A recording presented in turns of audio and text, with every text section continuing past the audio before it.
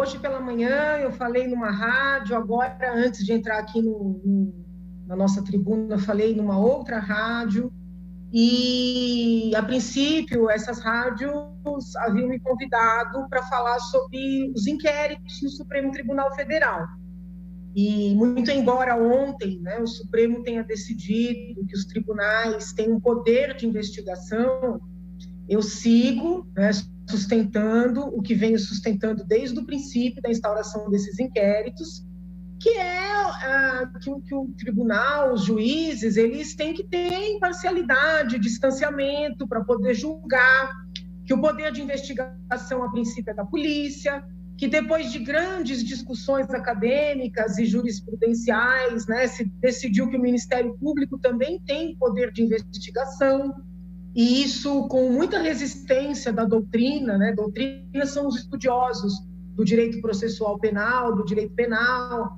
Então, apesar do julgamento de ontem no Supremo, né, eu sigo defendendo que cada ministro que se sentiu ofendido ou ameaçado, e obviamente ameaça é crime grave, né? Não é crime grave sob o ponto de vista da legislação. Pela legislação, ameaça é crime de menor potencial ofensivo. Mas quem já foi e é com certa frequência ameaçado, sabe, né, que é um crime grave, é um crime que abala, é um crime que realmente atinge muito a vítima.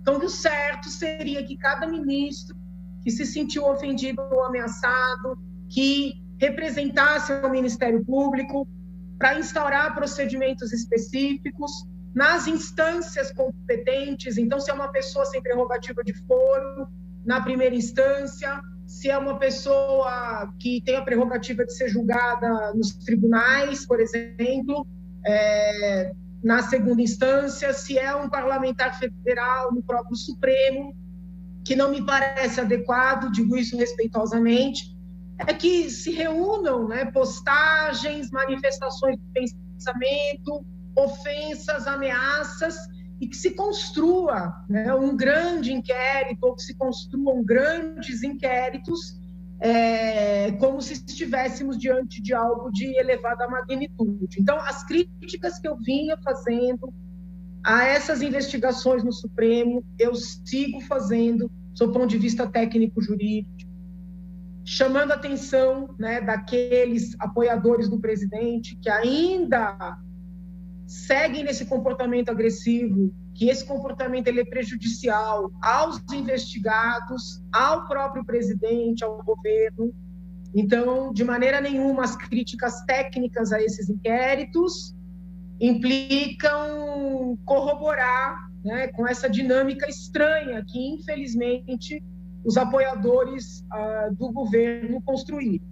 Então, por que eu estou fazendo aqui, de novo, né, essas ponderações? Porque essas rádios haviam pedido entrevistas minhas para tratar desta questão. Entretanto, né, sendo o Brasil um país de muitas surpresas, hoje fomos todos, né, colhidos pela notícia de que o ex-assessor do senador Flávio Bolsonaro, o senhor Queiroz, foi preso.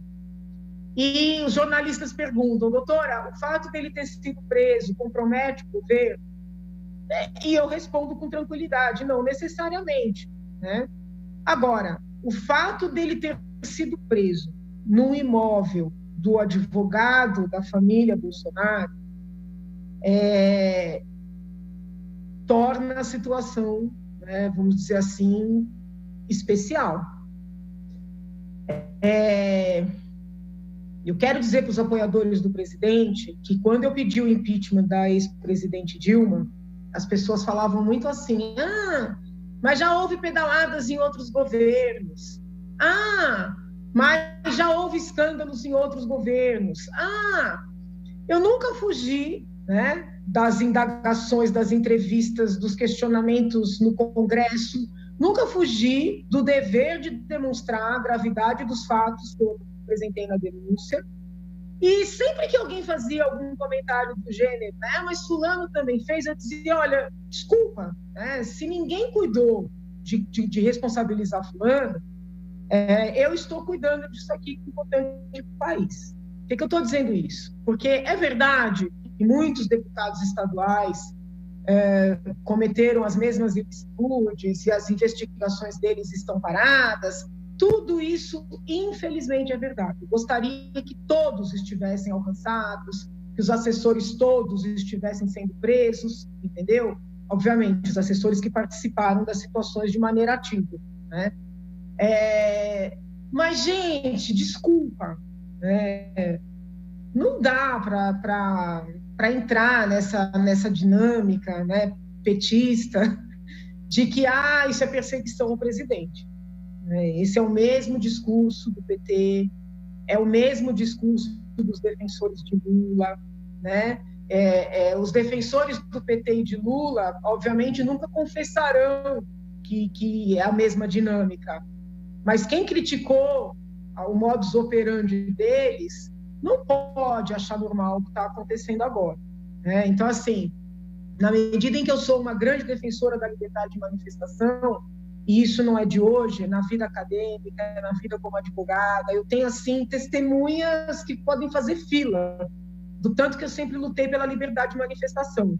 Eu sou muito crítica a essas investigações no Supremo, porque eu tenho muito medo, né, de criminalizarem manifestações. Nós não podemos criminalizar uma manifestação porque não concordamos com a pauta. Então, isso aí eu vou sempre ser crítica e entendo quando os parlamentares que apoiam o presidente dizem, mas como assim estão quebrando o sigilo porque nós participamos de uma manifestação? Então, isso é uma coisa, né? Mas a prisão do ex-assessor na casa do advogado, da família, um advogado que frequenta o palácio, não é a mesma discussão, né? Então, assim, eu espero que o presidente esclareça essa situação, que o senador Flávio esclareça essa situação, que o advogado esclareça. Eu confesso que acho que será muito difícil explicar, né? Porque foi algo muito estranho. Por quê, né? Por que esse senhor está escondido ali há mais de um ano? E espero que esclareçam. E não vou, como cidadã, me conformar com alegações de que prender o Queiroz ou querer levantar qualquer ilação sobre ele estar na casa do advogado, que isso aí é perseguição. Desculpa, não é, né? Essa era a dinâmica petista, essa foi a dinâmica que eu denunciei e denuncio, né? E eu não posso ficar calada de quererem criar essa mesma dinâmica com relação à família Bolsonaro. Se os senhores lembrarem, quando eclodiu a operação, né, lá no Rio de Janeiro, que acabou alcançando o governador Witzel, que agora também está sob um processo de impeachment, e ele começou com esse discurso, perseguição, eu falei, peraí, né? Peraí, perseguição como? Se o dinheiro foi depositado na conta? Qual foi o serviço prestado pela sua esposa? Então, assim, perseguições existem? Infelizmente, sim. Injustiças existem, sim. Erros existem, sim. Mas há casos, né, em que as evidências vão aparecendo e vão tornando, né, muito claro que algo de errado tem. A gente até pode não saber exatamente o quê. Então, eu espero que o presidente, que o senador, que os apoiadores não caiam, né, no erro de quererem construir que também os fatos de hoje são uma perseguição. Porque, desculpa, né, ainda que alguém diga, tanta gente para prender, correram para prender o Queiroz, ok, mas ele estava lá, ele estava na casa do advogado, o advogado frequenta o palácio, o advogado fala à imprensa pela família. Então, as explicações precisam ser dadas, tá?